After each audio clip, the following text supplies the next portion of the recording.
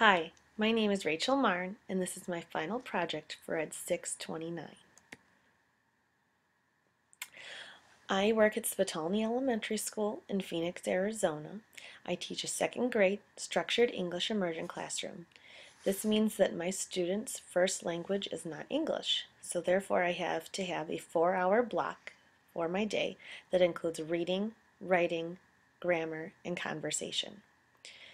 Within my classroom, I have a Mac that I use for my own personal use that is attached to my active board, though it doesn't include the active part because the pen doesn't work. But I do use the document camera to project papers onto the board so that we can use it for whole group instruction. I also have 4 student computers that are in my classroom that I use for enrichment and enhancement for my instruction that I do, and I will be using these 4 computers for the project.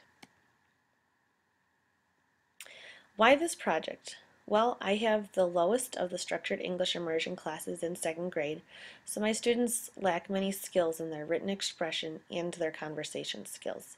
So I feel that this project will help me be able to get them up to speed and at grade level where they need to be so that they will be ready to move on to third grade. As for professionally, with the new evaluation system that is coming out, I need my students to be making growth, not necessarily complete growth all the way to where they need to be by the end of second grade, but at least showing growth. So I'm hoping that this project helps me to show they are making growth. So the steps that I took to do this project was the first one was to look into some research. We all know that there's a growing population of students that are English language learners, especially here in Arizona.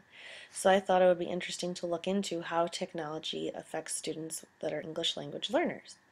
So some of the studies I found that there are many more studies being shown that help students with English language that are English language learners to become better with their reading, writing, and oral communication skills. One of the studies specifically that I found was on web blogging. They use their grammar skills and their written skills that they're learning in class to demonstrate what they know, and they are able to show the knowledge that they're gaining from class and practice what they have. And that's what I'm basing my project on, is including my students in the web blogging process. So the first step I took was that I added a page onto our classroom blog, our website, that students have access to at home and at school, as well as parents. So I took and I added an extra piece here, Our Class Works Hard, so that they have a link directly to our blog so that they can see what we're doing and how we're learning as a class. Next, I took and added a post to my blog so that parents can see how we're progressing towards this activity. Preparing my students. We've already started talking about introducing this activity into the class for them to use the computers to make blog posts. But one thing that we need to focus on is the expectations for a post, what needs to be included in it, as well as when they make a comment on somebody else's post, what my expectations are for that. Making a comment that's positive and respectful to the other person so that we see that they're making an effort and not just saying good job, but I like how you did blank because blank. So they're showing an interest and not just a generic comment like good job. As well as making blog posts, my students will be doing video conversations, which I will be taping with an iPad. My expectations for that is that they will communicate to one another and not be goofy like they have in the past when we've tried this before. So setting expectations that they need to act respectful, they need to act like second graders so that they get to have this privilege of using the technology that we have.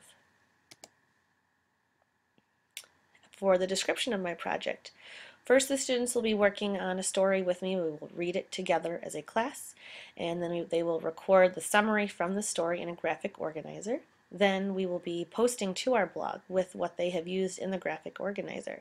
I want them to post what they have, organize it, and put it in complete sentences and have it in complete thoughts, because a lot of the time my students aren't able to write with detail and express everything that they learned from a story.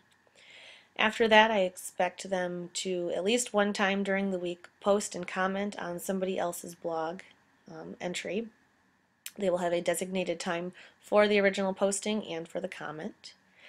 As for the conversation videos, I want my students to have at least one recording of them per week with a partner in a conversation using complete sentences. And I also hope to have parent involvement by having the parents post comments onto their students' blog posts as well as the conversation videos. I want parents to show pride in their students' work, and then therefore the students will then have pride in their work as well and want to work harder and post more. Things that I learned that weblogging will be helping my students. I can already see that they're getting excited over this, and when they get excited, then they're gonna work harder and want to meet those high expectations that I'm setting for them. I learned that having students be proud in their work again shows that they want to work harder and produce a better product.